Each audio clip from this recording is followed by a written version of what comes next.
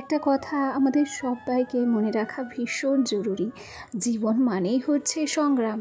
সেখানে প্রত্যেকটা মুহূর্ত কঠিন সময়ের সঙ্গেই কিন্তু আমাদেরকে সংঘর্ষ করতে হয়, তাই না?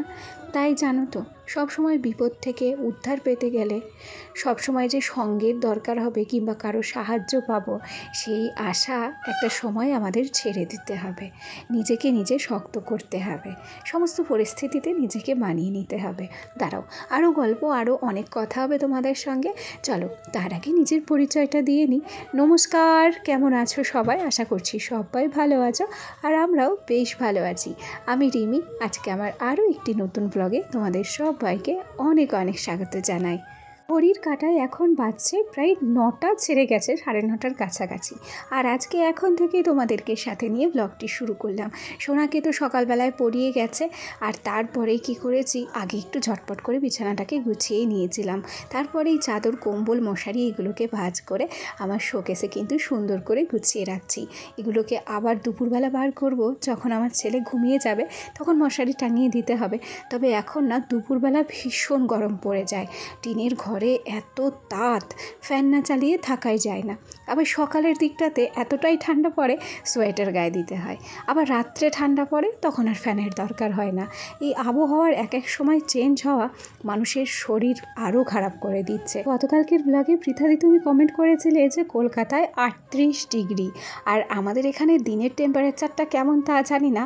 তবে আমি যখন এখন ভয়েস ওভার দিচ্ছি, এখন রাত্রি 8টা, এখন আমাদের এখানে কিন্তু 30 ডিগ্রি। গরম বেশ ভালোই পড়েছে। আজকে রাত্রে মনে হচ্ছে ফ্যান চালাতেই হবে। তো চলো, গল্প করতে করতে গতকালকে বিকেলে এই নাইটিগুলো আমি কেচে দিয়েছিলাম। বিকেলে আর সমস্তটা শুকিয়ে উঠতে পারেনি, তাই সকালবেলা এগুলোকে কিন্তু আমি সুন্দর করে রোদে মেলে দিচ্ছি। কি পরিমাণ রোদ উঠেছে দেখো। আর আমার উঠোনের অবস্থা দেখো, সকাল হোক কিংবা দুপুর কিংবা বিকেলবেলা, উঠোন ঝাড় দেওয়ার মোটামুটি 10 মিনিটের মধ্যে আবার পাতা পড়ে উঠোনটা নোংরা হয়ে যাচ্ছে জানো। আর বারবার উঠোন ঝাড়ও দেওয়া যাচ্ছে না।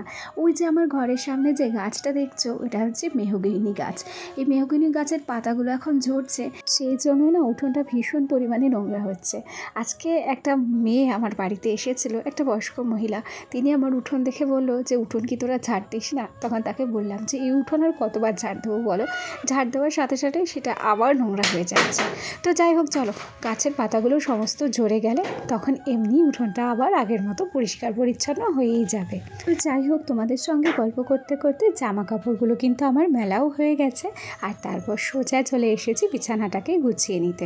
সোনার তো পড়ার ছুটি হয়ে গেছে, পড়াশোনা করার পর এই বিছানাটা আবার পুরো ঘুচিয়ে ঘুচিয়ে নোংরা হয়ে যায়, একদম অগোছালো হয়ে যায়। আর একটা ঘরে বিছানা যদি অগোছালো থাকে, তাহলে সেই ঘরটা অনেক কিন্তু নোংরাই দেখতে লাগে।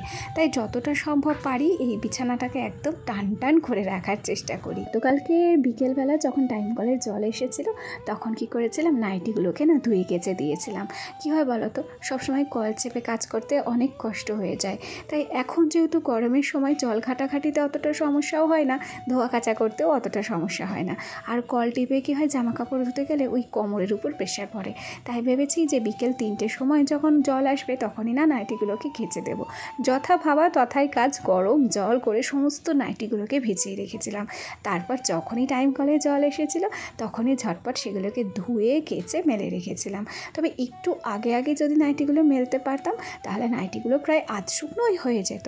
অবশ্য আধ শুকনোই হয়ে গেছিলো, কিছুটা পরিমাণ শুকোতে বাকি ছিল। আর কি হয় বলো তো, ভেজা জামা কাপড় যদি রোদে না দেওয়া যায় না, তাহলে সেগুলোতে না কেমন একটা গন্ধ গন্ধ লাগে, ভালো লাগে না। বিশেষ করে ওই ভেজা জামা কাপড়ের গন্ধটা বেশি বোঝা যায় কিন্তু বর্ষাকালে, কেন কি সেই সময় রোদ পায় না, রোদ না পেলে না জামা কাপড়ে একটা নোংরা নোংরা গন্ধ বেরোয়। তো যাই হোক, চলো, গল্প করতে করতে বিছানাটাকে কিন্তু গুছিয়ে নিলাম। আর তারপরেই রান্নাবান্নার সমস্ত কিছু কমপ্লিট করেছি, সেগুলো আর তোমাদের সঙ্গে শেয়ার করা হয়নি। সোজা থালা বাসন নিয়ে চলে এসেছি কিন্তু কলের পরে। আজকে দেখো টাইম কলের জলটা কি বিশ্রী দিয়েছে। এক আধ দিন টাইম কলের জল বেশ ভালোই দেয়, তবে এক আধ দিন জানো তো এরকম নোংরা জলই দেয়। সেদিন এই জলগুলো আর খাওয়ার উপযোগী থাকে না, সেদিনকে এই সমস্ত জলগুলো দিয়ে ধোয়া বলো, কাচা বলো, আর বেশিরভাগ থালা বাসনগুলো ধোয়া মাজা করতেই লেগে যায়। আর জামা কাপড় কাচতে এই জলে ভয়ই লাগে, সেখানে পরিষ্কার হওয়ার জায়গায় উল্টে কেননা দেখা গেল আরও হলুদ হয়ে গেল। তবে জল খারাপ হলেও আজকে জলটা যে অপচয় হয়েছে তা কিন্তু নয়। আমার আমাদের বাড়ির পাশে যে জমিটা রয়েছে সেই জমিতে আমার কাকা শ্বশুর জল দেয়। এই টাইম কলের থেকেই তারা পাইপ লাগিয়ে নেয়, আর তারপর টাইম কলটা ছেড়ে দিলে ওই জমিতে জল চলে যায়। তাতে করে কি হয়, ওদের গাছপালাগুলো অনেক ভালো থাকে। আর আমার দেওর এসেছিল জলের কলটাকে খুলতে, ততক্ষণ পর্যন্ত জল চলেই গেছিলো। তবে আমার যেহেতু জল ধামায় ভরা ছিল, সেই জন্য না থালা বাসনগুলো ধুতে মাজতে কোনো রকম কোনো অসুবিধে হয়নি। থালা বাসনগুলো ধুয়ে মেজে সেগুলোকে জল ঝরাতে দিয়ে তারপর সোজা ঘরে চলে এলাম। আজ অনেক দিন হলো আলমারিটাকে কিন্তু মোছা হয়নি, ডাস্টিংও করা হয়নি। তাই আজকে হাতে একটু সময় যেহেতু আছে, তাই ঝটপট করে আলমারিটাকে ডাস্টিং করে নিয়েছি। আর তারপর এই আলনাটাকেও একটু ডাস্টিং করে নিচ্ছি। কি হয় বলো তো, এই আলনাতে না রাতারাতি পুরো মাকড়সার জাল বাসা বাঁধে। তার উপরে জানো তো, আমি দুদিন বাড়ি ছিলাম না, বাবার বাড়ি ছিলাম, দুদিন বাবার বাড়িতে কাটিয়ে এসেছি। তাই ভাবলাম যে ভালো করে এগুলোকে আগে ডাস্টিং করে নিই। কেন কি হোলিতে গিয়েছিলাম, তো হোলির ভিডিওটা এখনও পর্যন্ত তোমাদের সঙ্গে শেয়ার করা হলো না, তবে খুব তাড়াতাড়ি সেটা শেয়ার করব। যাই হোক, ভিডিওর এ পর্যায়ে এসে বকবক করতে করতে একটা কথা তো বলতে ভুলেই গেছি গো। আমার যে সমস্ত বন্ধুরা প্রথম থেকেই আমার সাথে আছে, পাশে আছে, তোমাদেরকে অসংখ্য ধন্যবাদ জানাচ্ছি। আর আমার যে সমস্ত নতুন বন্ধুরা আজকে আমার ভিডিওটি প্রথম দেখছো, যদি কোনো কারণে আমার এই ছোট্ট ভিডিওটি তোমাদের ভালো লেগে থাকে, তাহলে অবশ্যই করে একটা লাইক করো, কমেন্ট করো। আর হ্যাঁ, তোমরা চাইলে আমার এই ছোট্ট পরিবারের একজন মিষ্টি সদস্য হয়ে আমার পাশে থেকে যেও।